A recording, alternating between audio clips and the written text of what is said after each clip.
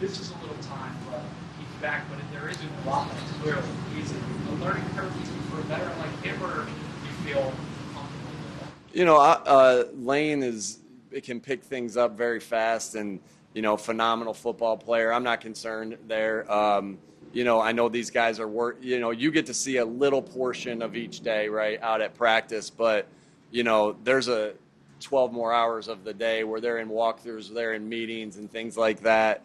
And so there's so much more going on than what some of the things you guys get to see here. So they're working hard in the classroom, they're working hard in the walkthroughs, and obviously coming out here and being able to put it all together during practice. You got an extended look at Markel Bell while Lane wasn't here. What did you like, and what did he to work on? Yeah, obviously early on in camp, and Fred and Markel did a nice job, and I think Coach Cooper is doing a nice job of bringing these guys along. And I think what you see with Markel is just his length and how big he is, and how hard he is to get around in the pass rush, and then just working on getting on the same page with the combination blocks. There's so many things that go on there with the offensive line of having to work in tandem. It's the greatest team sport there is, and those guys having to work in tandem when they're trying to block really good defensive linemen. So, I've seen progression there, and that's what you want with all your players. You see more penalties than you – I'm sorry.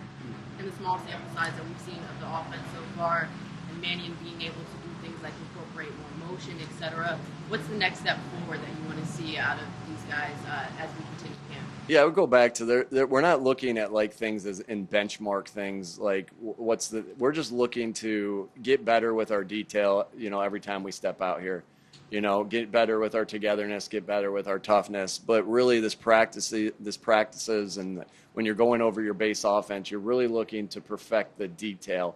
And again, the progression, you want it to go like this, but it's going to feel a little bit like it's going all over the place, but inevitably you're going to go up a little bit, you're going to come back, you're going to go up a little bit, you're going to come back and go up a little bit. So as long as we're on that, that's what I'm looking for as far as, if you want to say benchmarks, is just, hey, are we getting better at the things that we really emphasize on a daily basis, whether that's defensively tackling, whether it's, taking the football away and opportunities to punch at the football, offensively, being on the same page, not having mental errors, and that getting better every day, pre-snap penalties, all those different things. As a follow-up to that, the pre-snap penalties, what's been the issue with that so far in camp? That's early. We're really stressing them, and we're trying to make it as hard as we possibly can for them at practice. Obviously, you hear the crowd noise, that it's very loud, and it's going to be really loud at a lot of the stadiums that we play this year, but we're trying to put a lot of pressure on them now, and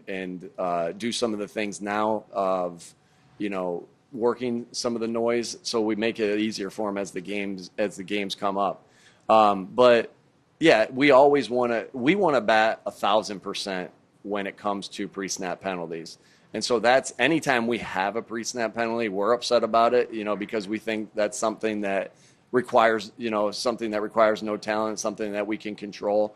But what I've appreciated with the offense and the offensive staff and the players and the staff is, they're out here a little bit earlier doing quarterback center exchange, and the things that they're doing to improve it, because that's all you're worried about right now is how do you continue to get it better. We'll correct it in meeting rooms, but what's the plan moving forward to get it better? And so I think we're on a good progression there.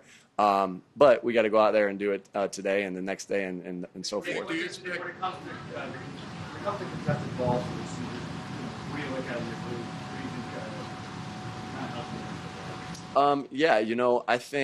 I think you've seen, obviously in the NFL, the contested catch rate goes way up, right? I mean, they're DBs, speaking from college to pros, I think that's one of the toughest things for a young receiver to get accustomed to, that everything's a bang bang now.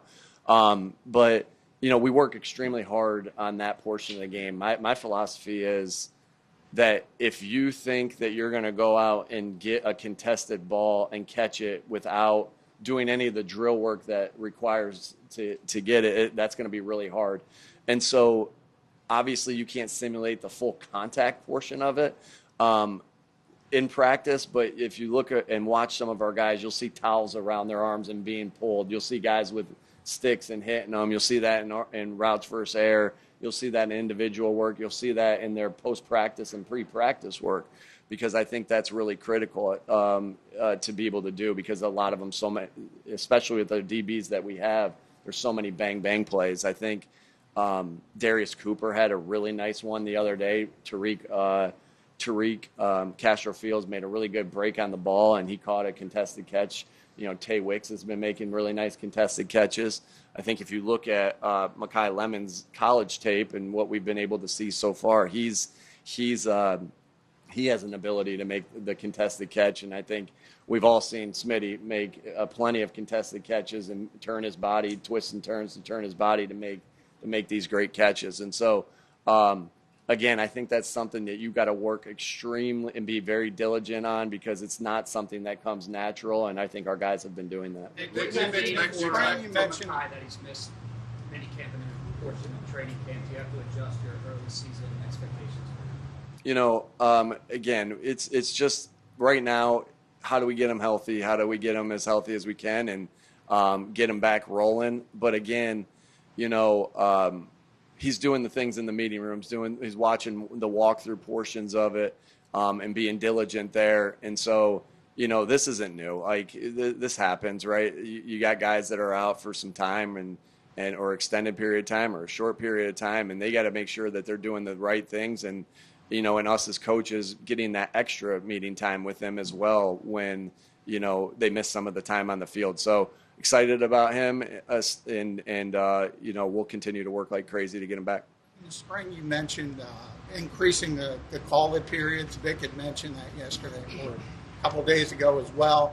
How do you think Sean is progressing with that, and have you amped up those types of periods? Yeah, I think he's doing a nice job, and we're able to talk through different things. And there's always, my job's not only to coach the players, it's to coach the coaches as well. And so there's always these moments of, being able to get on the same page as far as, game management stuff or, communication things within drives. And so, we'll continue to work on that. I think he's done a really nice job so far. And, but the coaches are just like the players. We have to have this continuous curve of getting better.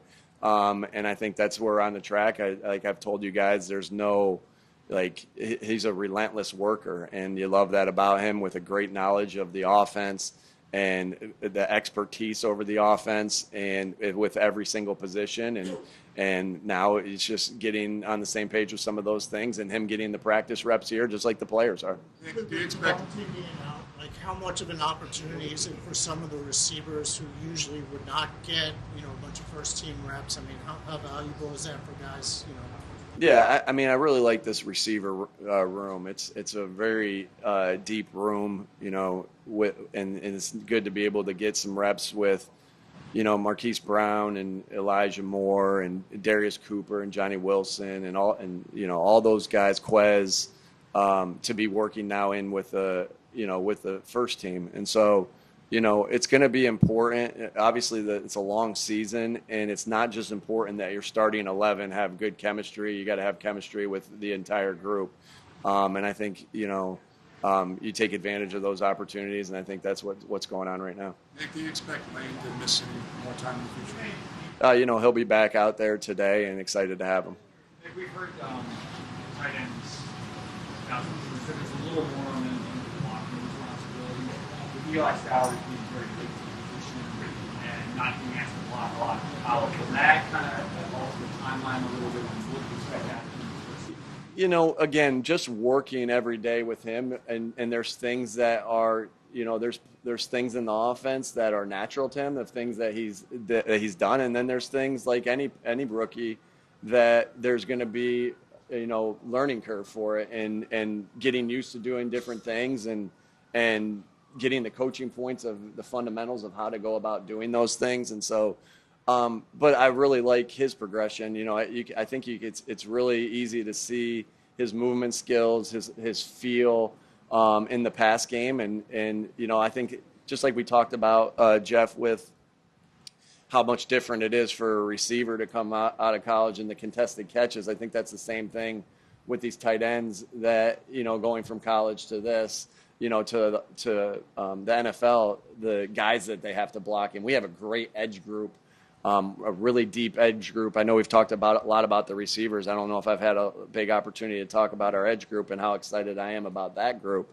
And then they get to go against some of the best in the world at that, and with the physicality of pads. And so, yeah, there are differences between college and pro, but I like his progression of what he's doing and how he's working at the parts of his game that maybe he hasn't had to sharpen as much, and how he continues to refine the things in his game that he has done a really nice job of. Yeah, you don't see Sean in team meetings, but we do see him out here.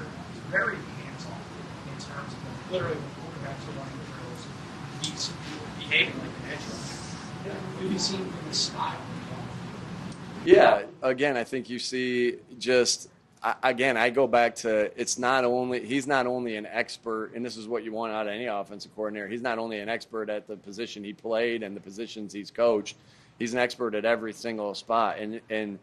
And that's so critical for the offensive coordinator to be able to be, because just like I have to set the direction of the culture and make sure the job description is extremely clear, he's got to do the same thing for the offense, and he's got to be able to watch it and say what he's expecting and what he's requiring, and making sure he explains that before he goes out.